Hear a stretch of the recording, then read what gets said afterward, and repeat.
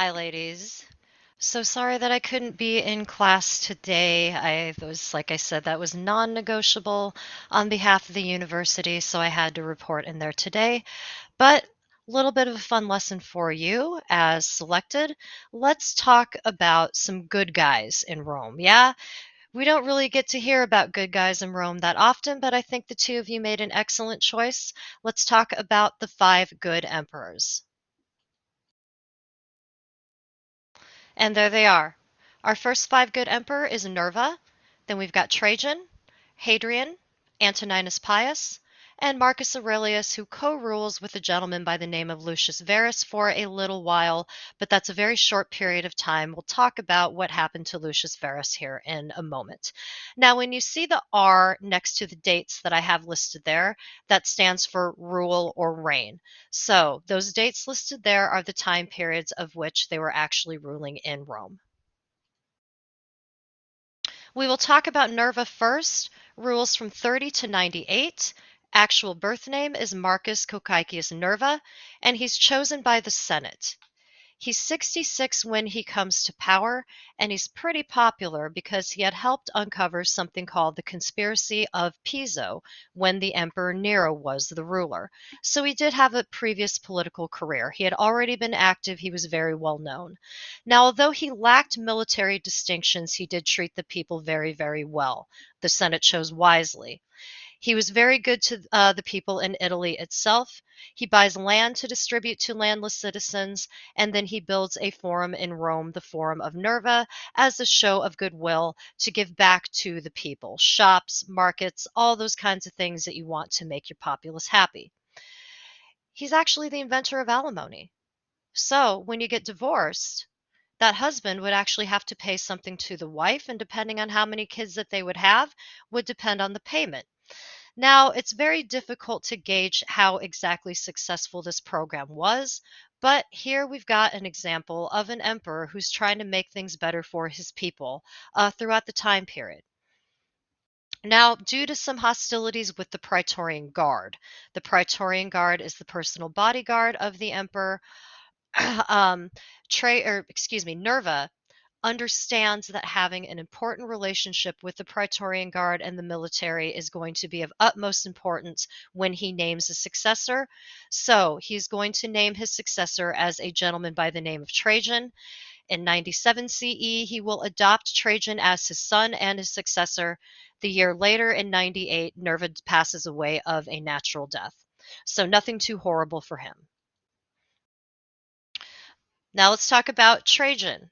Born in 53, passes away in 117. He is known as the Optimus Princeps, the best first of all citizens.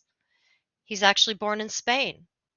This is the first time that we see a Roman emperor that is not from Rome and is not from the Italian peninsula itself. Trajan had previously held some consulships, though. Those are the two leading positions for gentlemen in ancient Rome. During the Republic, they actually had power. During the Empire, not as much. They were still there as a uh, political figure, shall we say, to reflect back on the culture and the political structure of those times during the Republic. That was one of those institutions that the Emperor Augustus kept in place to make it look as though as we're still keeping these Republican institutions alive. Trajan was highly respected by the military. Once again, that was one of the big reasons why Nerva chose him. You need to have the respect of the military, or things are going to go south for you very, very quickly if you are a Roman emperor. He managed the empire very, very well, though. Like I said, Trajan's a good guy. We're talking about good guys today. His military achievements are long and extensive, but one of the most notable was the wars that he campaigned in Dacia. This is modern day Romania. He campaigns over there in 101 and 102, and then from 105 to 106. In commemoration of this, he puts up this fabulous victory column that you see here. It is inscriptions running all the way from the bottom to the top. They're formed in these registers that you see here, and it's a continuous narration of these campaigns that he waged in Dacia. Dacia brought in a huge, huge influx of wealth into the Roman Empire because what's in Dacia? Ooh, there's a lot of gold in them there hills. So that gives Rome access to those gold mines. And when Trajan returns from Dacia, he's going to show the Roman Empire just how much gold there is in those hills. He brings back 225 pounds of gold. That is double, and then he brings back double the weight in silver, 50,000 slaves. He expands the Roman Empire by annexing Armenia all the way to Mesopotamia as a result of the war with the Parthians. And from those spoils of war, Trajan builds the biggest forum of all the Roman emperors, all of them. There's markets, there's shops, there's temples, there's libraries. There are all kinds of beautiful, beautiful buildings that Trajan has done once a way to give back to the people of Rome. These projects in Rome are known as beneficial ideology. If you build it, they will love you. They being the people, and they absolutely did like Trajan for these reasons, for what he gave back to the people, and he kept the empire safe. In 117, though, he is going to adopt a successor by the name of Hadrian. He does it right before his death too, and he's Trajan is going to die unexpectedly during a campaign in the east in a region called Cilicia. Trajan's remembered well, though. There's statues commemorating him from that Dacian campaign. Even some of his art was later reused by the Emperor Constantine. So about 2 centuries later, if you want to have somebody remember you well, what do? Oh, we'll just take the art of a successor that was very successful with the Roman people. That's what the Emperor Constantine had in mind. Now, Hadrian. Hadrian is a very interesting gentleman.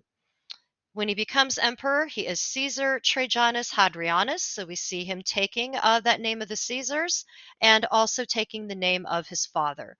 He is the son of Publius Aelius Hadrianus, who is an African man who gets together with Domitius Paulina. He's known as the traveling emperor. Hadrian loved, absolutely loved, to visit all corners of the empire, see what was going on, politic, campaign, be out there in front of the people and get to know them. The Roman Empire reaches its largest expansion, or it is as big as it is going to be under the Emperor Hadrian, and it comes around 125 CE. There's a map that shows you the differences here. Roman Empire under Caesar Augustus, Roman Empire in 117, and then here's as big as it gets under the Emperor Hadrian. So Rome completely has her foot settled on that entire rim of the Mediterranean Sea, pushing over into Africa, Saudi Arabia, into the lands of Mesopotamia, all the way up here to Great Britain.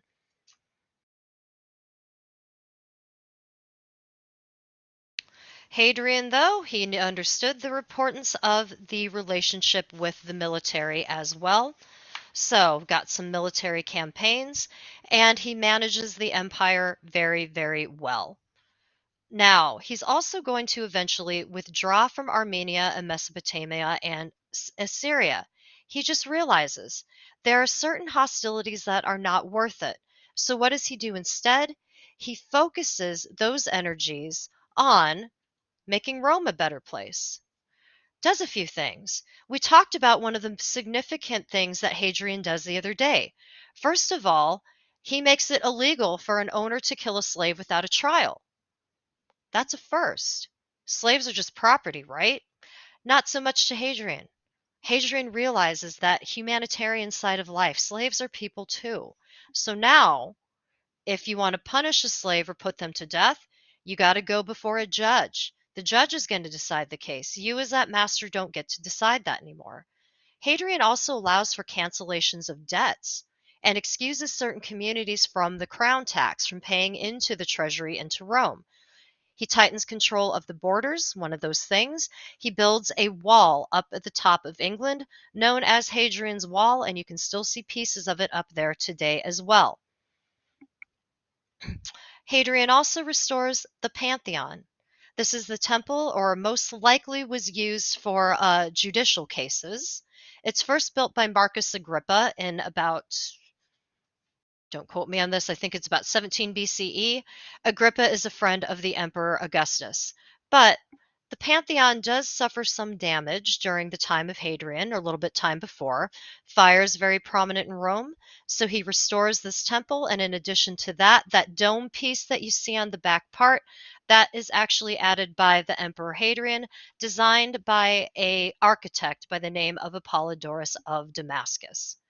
Hadrian encouraged academic learning, scholarship, the arts, all of these humanitarian things, these studies of humanities that helps us understand who we are better. And I told you that Hadrian loved to travel, and Greece was one of his favorite places.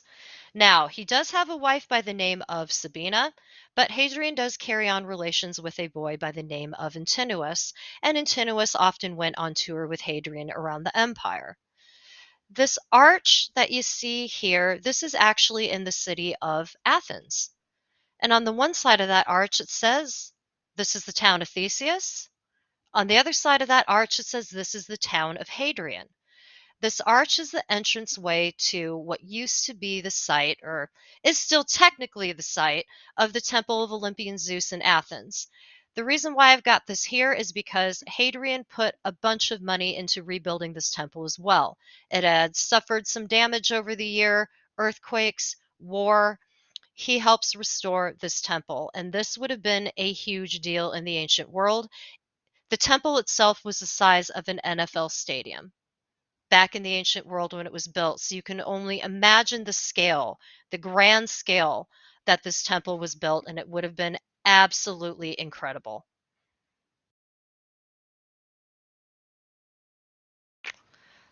But Hadrian also liked to get away, but he didn't want to be too far away from Rome.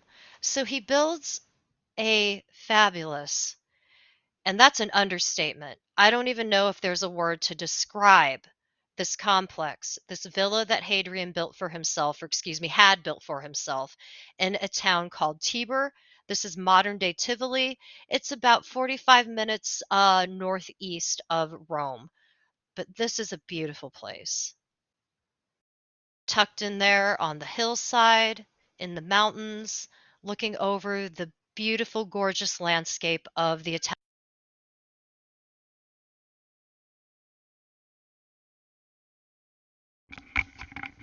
Looking over the beautiful landscape of the Italian countryside. Sorry, my headphones shut themselves off. If someone doesn't talk back to me during a certain time, it does that as an energy saver. All right, but what do I mean by this villa is fabulous? Well, here are the grounds. Look at that. There is a fish pool. This is some of the gardens. This is a theater. Yes, he had his own private theater in this complex. He actually had a couple, but this was the main one. That centerpiece that you can see here that my video is covering up, it rotated. Once again, we see the amazing feats of Roman architecture and engineering all within this villa complex. Here's another one of those ponds, Greek statuary, or statuary styled after in the Greek style that Hadrian loved so much. This is a look at into the barracks of where his soldiers, where his Praetorian Guard would have stayed. But now, for one minute, don't think that these were little crappy rundown apartments, because they're not. Here's the floors of one of them. Remember all those cool mosaics that the Romans are famous for making? Here's an example of one that's been very, very, very well preserved in this complex, and this would have been the floor of the barracks of the Praetorian Guard.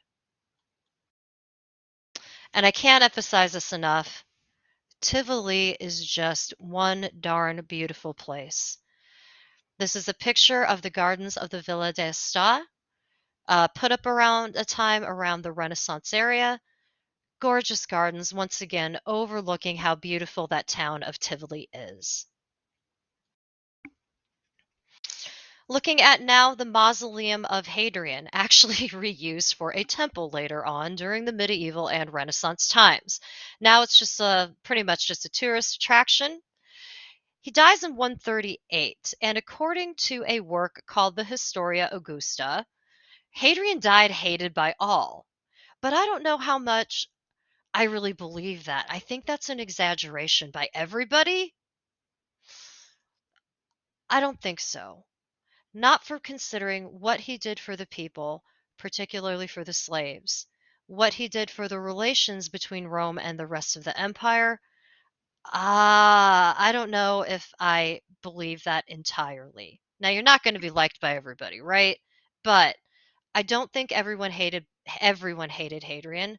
And if you end up as one of the five good emperors, ooh, that's probably usually a pretty good sign that you did something all right. Now, his original successor was a gentleman by the name of Lucius Aulus, but right before his death, we see this a lot, he adopts a gentleman by the name of Antoninus Pius. Aulus apparently was not a very popular choice. Hadrian realized that, and in order to keep what you've got going, to consolidate and continue that power, you want somebody that the people are going to respect and listen to. And that would have been this gentleman here, Antoninus Pius. He's born in 86 and dies in 161. He is Imperator Kaiser Titus Aelius. He's the son of Titus Aurelius Fulvus and Arria Fidela. He's going to go one up on Hadrian. He's going to build his own wall in Britain, a little bit further north of Hadrian's. So, empire expanding to the north in Great Britain itself. He adopts Marcus Aurelius and Lucius Verus as his successors. Antoninus Pius, though, had also had a previous political career. He earns that cognomen Pius because he's going to deify his father upon Hadrian's death. He's going to make Hadrian into a god after he dies. That's what the deification means. He maintains, Antoninus Pius, excuse me, he retains good relations with the military. Once again, these guys realize not only do the people have to like you, you better make darn sure that the military likes you as well. He has some minor skirmishes, some little minor conflicts in Dacia, dealing with some raiders, also in North Africa, slightly extends the border along Germania, but his rule is one that is marked by peace and prosperity. Not too much goes on during his reign, and you know what? In ancient Rome, that's probably not a bad thing.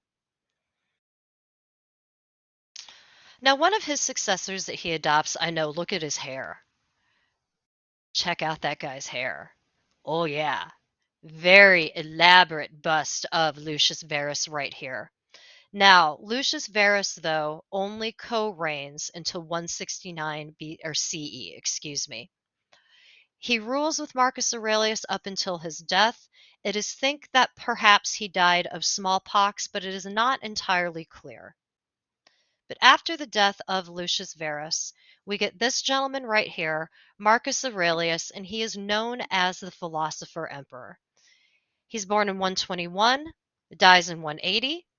Full name, Marcus Aelius Aurelius Verus Caesar. I know. These names start getting really elaborate the further we go down the history line or the historical timeline in the empire. He's the last of the five good emperors, and he's known as the philosopher emperor because he is a staunch Stoic philosopher, and he writes a piece called the Meditations. Stoicism is the philosophy that essentially believes, hey, control what you can. What can you control? This and only this. Specifically, you can choose how to control how you react to things. Don't worry about death. It's inevitable. You're going to die anyway. Why would you worry about something that's inevitable? Take things one day at a time, be the best person you can, and focus on controlling what you can. Right here. Now, the Meditations was primarily about Marcus Aurelius reflecting on his military campaigns. One specifically, he had a huge campaign against the German tribes. Like Trajan, he builds a victory column that is carved all the way around from bottom to the top in these registers depicting a continuous narration of those campaigns in Germany.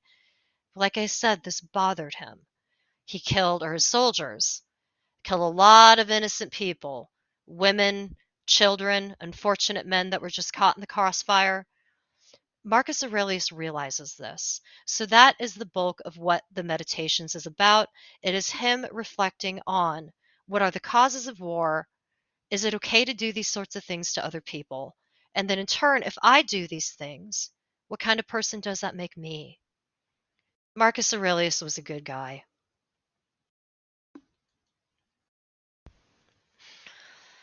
Now he dies, as I said, in 180 CE, and there's some questions on this. Was it natural causes, or was it a plot by his son Commodus? Commodus takes over in 180 CE, and this is where we start seeing the empire starting to spiral out of control. Think of that as the beginning to the end. Commodus is a very selfish individual. He's a megalomaniac, and he essentially broke what all of these guys had worked so hard to build.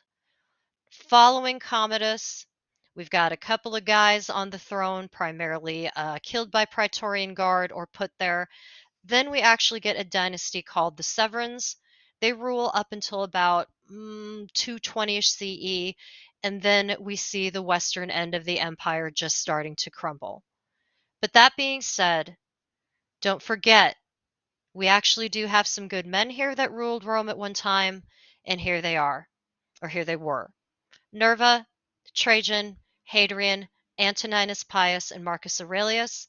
They are known as the five good emperors because of the peace and the prosperity that they brought not only to the empire, but also at home to the people in Rome themselves. So, what does it take to be one of the five good emperors? Well, as I said, you take good care of people, you take good care of the empire. Also, did you notice a trend here? None of these guys were adopted. Or none of these guys were naturally from their predecessor. They were all adopted. Marinate on that for a moment. All right, ladies, thanks so much for your time. I hope you enjoyed learning about the five good emperors. If you have any questions, please make sure you jot those down or keep them in mind. We'll discuss this all tomorrow. And then please check the classroom page alongside this video. There is a discussion question that I want you to respond to on the classroom page. And then that'll be it. So sorry I missed class today once again. Ladies, have a great day. I'll see you for our last class tomorrow. Thank you so much.